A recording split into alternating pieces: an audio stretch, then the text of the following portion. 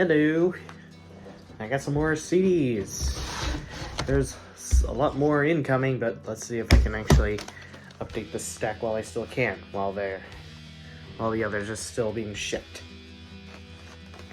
First, we got the Divine Lanes of Tragedy by Symphony X from 1994 or 7, I think. Definitely one of my favorite albums to listen to when you're strolling alongside the grasslands and tropical biomes, especially in Ireland. Michael Romeo can definitely fucking shred. Next is a good batch of artillery albums, Terror Squad and By Inheritance. These are definite Thrasher's Ball, and you definitely have got to get these things because these are the ultimate essential to thrash.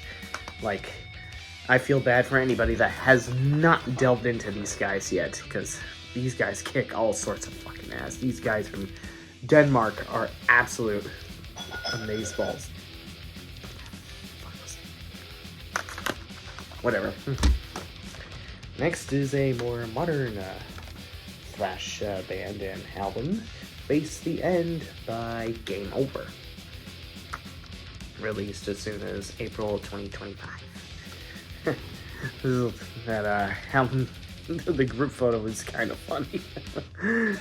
But yeah, definitely give this one a listen if you want to get into the Halloween spirit. Next is Decision Day by Sodom. Hang on. I forgot to unwrap. Now this one looks pretty fucking badass. It's a album artwork with a guy with a gas mask and a soldier hat with the barbed wires. On this end you see the Russian flag, and on the other end you see the American flag, which is a really cool, neat little detail right there.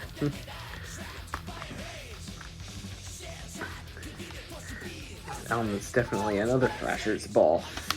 A lot of these are thrash metal albums.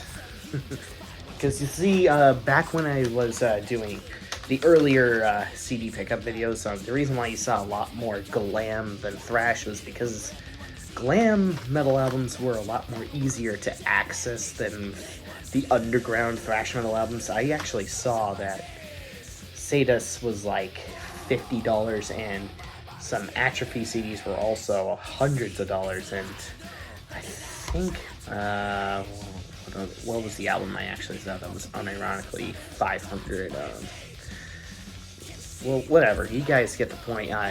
There were some glam albums I saw that was as cheap as like $3, but so many thrash metal albums, I would even be lucky to muster up one that was in the range between $15 to $25 for the most part, if it was underground. But anyways, speaking of which, here's a band I saw recently, Time Does Not Heal, and Leave Scars by Dark Angel. They also recently released a new album.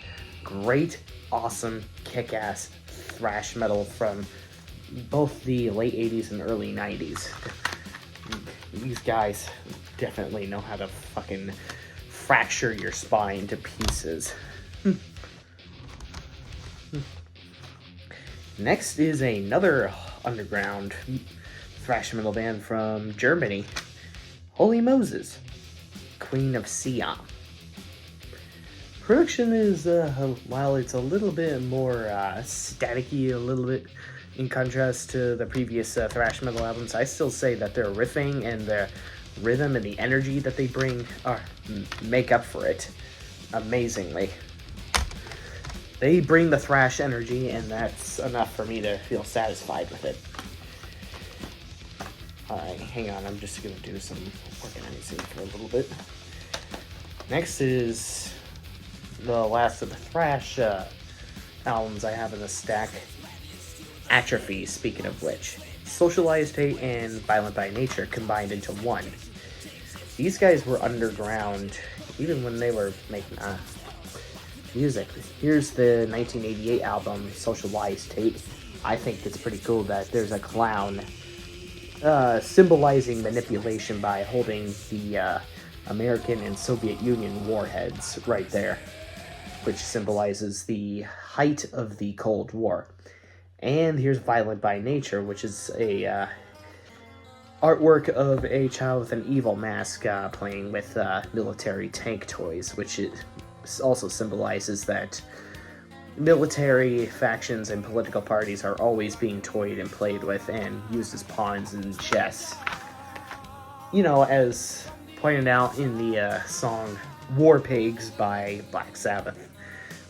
Treating people just like pawns in chess. You know, thrash was always about anti-war, anti-government, or anti-crime, while glam was always about partying and having fun, speeding cars, and all that thrills and, well, you know, just the basic essentials, the basic features that you need to know about thrash metal and glam metal. But to be fair, thrash talks about partying as well. It's just that they do it in a more upbeat and intense manner, in a lot more angry, happy manner than glam metal does. Next is an underrated heavy metal band from the 1980s, Thor, Only the Strong, from, I believe, 1985. These guys are pretty much Manowar's brother from the 1980s. And I honestly feel bad that I didn't know about these guys sooner, or really even listen to them much sooner. But hey, these guys are in my possession now. At least an album of theirs. Next, I finally completed the discography of the very small and underrated Visigoth, Conqueror's Oath. Definitely one of my favorite albums, and one of my favorite artwork album covers of all time too. A lady in knight armor by a medieval castle. And these guys definitely have the music that's a perfect fit for the medieval atmosphere. I'm talking about what a fierce a warrior queen is. You know, warrior queen, steel and silver, blades in the night, Conqueror's Oath. And of course there's a song called Salt City because they're from Utah. And speaking of glam from earlier, here's an album by Reckless Love, Turbo Rider, that actually have the music that's supposed to harken tribute to the 1980s Miami environment. And here's a list of albums right here from the new releases around 2023. I think I'm gonna keep this.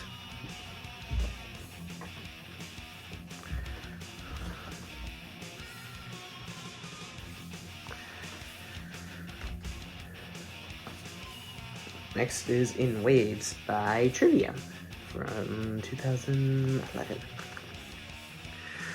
They're definitely one of the more diverse bands that tends to go from metalcore, thrashcore, and then there's a little prog in this one, and also a little bit more technicality to their music as well, which is why a lot of thrash metal heads tend to respect Trivium than most other metal leagues. And then we get to the fact that I just completed Enforcer's entire discography. Here we go. Into the Night and From Above.